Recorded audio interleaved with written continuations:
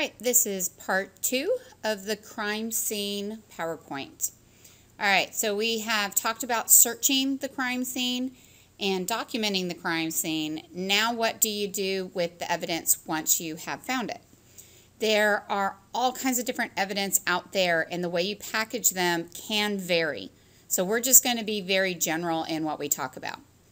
When you're at a crime scene and there's a lot of evidence around, everything is going to be collected in separate containers. That is key. They do not all get piled together in the same box or bag because you might contaminate them. You want to be very careful with not getting, if there's gunpowder on a shirt, you don't want to pile it in with the rest of the clothes or somebody else's clothes and get that gunpowder on something else. So they need to be in separate containers. In this picture, you've got a couple of different containers going on.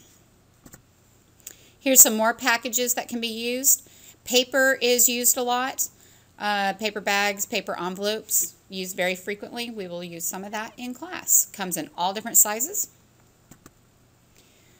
When you have biological evidence, you need to place it in a container that is not airtight. You want it to dry. That may sound wrong from things that you've seen in movies and whatnot, but you actually don't want it to stay wet. It will get moldy, things can break down, stuff grows on it. There's all kinds of bad things that can happen. So you would not put any kind of like blood in a plastic bag and seal it up, or in a plastic container. You're going to do it usually in some sort of paper container if possible.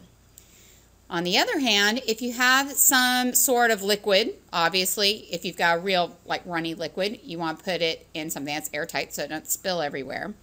Or if you have something that is volatile, that is something like gasoline found at a crime scene.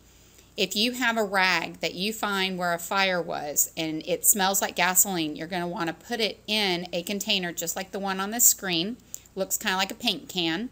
It is specially prepared on the inside so the stuff doesn't corrode the can. And you're going to seal it up, and that will preserve it in there so that when you go to remove it and test it, it won't have all evaporated away.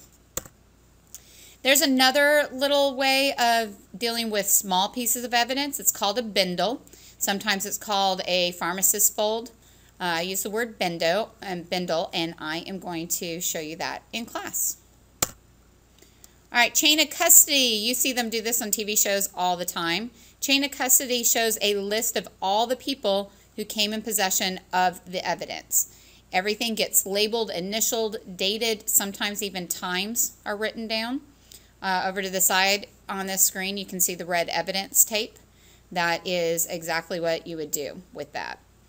You are going to be very careful with this. You want to maintain the chain of custody, because if you cannot prove that somebody else, random person, got a hold of it, it will be really troublesome when you get to court, because you'll have that reasonable doubt that maybe somebody did plant evidence or that something was just contaminated.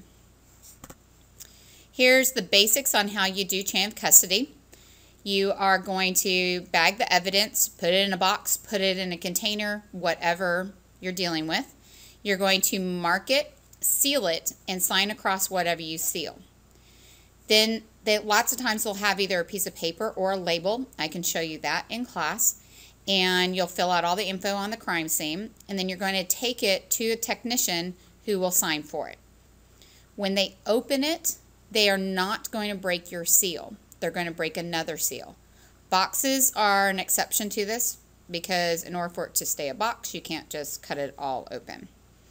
After analysis, the technician is going to put it back into its container, seal it back up, and they may put it in another bag if necessary. There's a lot of it depends, and we'll talk a little bit more on Tuesday about this. Then after it's all been collected, it's been taken to the crime scene, to the crime lab, then you are going to analyze it. And they're going to try and determine how that evidence ties in with the scenario that the detective might have come up with. The detective is really the one who's dealing with trying to figure out who did it. The lab is helping to support that detective. The lab results can show how reliable eyewitness accounts are. If they swear that the car that hit something was red but all the paint is black, then maybe they're not 100% reliable. It can help identify who the suspects are or the victims. And it can also link somebody to the crime scene, or it might prove them innocent, such as DNA, like the Innocence Project. Here's an example right at 9/11. There were some letters sent out to news agencies and some politicians, and they had anthrax in them. It was a really big scare, and it actually changed a lot of the way mail is handled now. And this is just an example. You don't have to know everything on here, but this one piece of evidence, that's the real envelope and the real letter, this one piece of evidence has so many different things that they were able to test. All right, crime scene reconstruction. They do not always reconstruct a crime scene, but they'll do it if they're having difficulty in figuring out what happened. They also might do it if they need to set it up, like on the show Crime 360 that we watched, if they want to set it up so that they can present it to a jury. This is a screen picture from a program that will take you through some reconstruction. Sometimes they'll actually act it out with people. Here's another example with a mannequin trying to see where the shooter might have been. When the lab results do not match up with everything that you're seeing and what witnesses say, sometimes it's been staged. We did talk about this last week a little bit. Sometimes people will stage a fire to cover up something like a bankruptcy.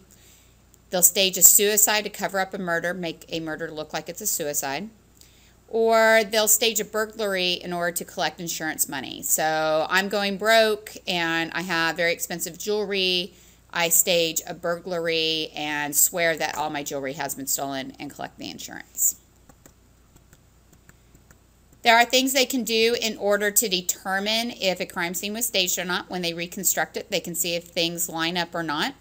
They can also look at any wounds that are there, where if the person was hanging and it's believed that maybe it was a suicide, well, the marks from the rope need to match what a suicide would look like. A murder would actually look a little different.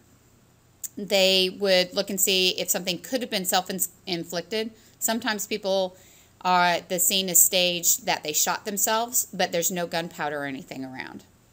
They will also talk to people about the victim and see if it really would have been even a possibility that they would have committed suicide. And if they have any suspects, they're going to look into what their moods and actions were beforehand. Crime labs, there are over 400 public crime labs out there. We've got a lot here in the state of Georgia. Cobb County has its own. We have the GBI, Georgia Bureau of Investigation, that is in Decatur, Georgia, and it has a huge crime lab that does everything for the most part. And it's at all different levels that they have these crime labs. Some of them are the government, federal, state, county, and municipal, but there are actually some private crime labs out there. When we learn about arson, there's a gentleman down in LaGrange, I think, that handles, he has a private lab and he handles the arson evidence for Cobb County. The crime lab is really important to solving crimes. It has gotten more and more important over the years because of all the drugs that are out there. They spend the majority of their time figuring out what drug was in somebody's system, what the powder was that was found at a crime scene.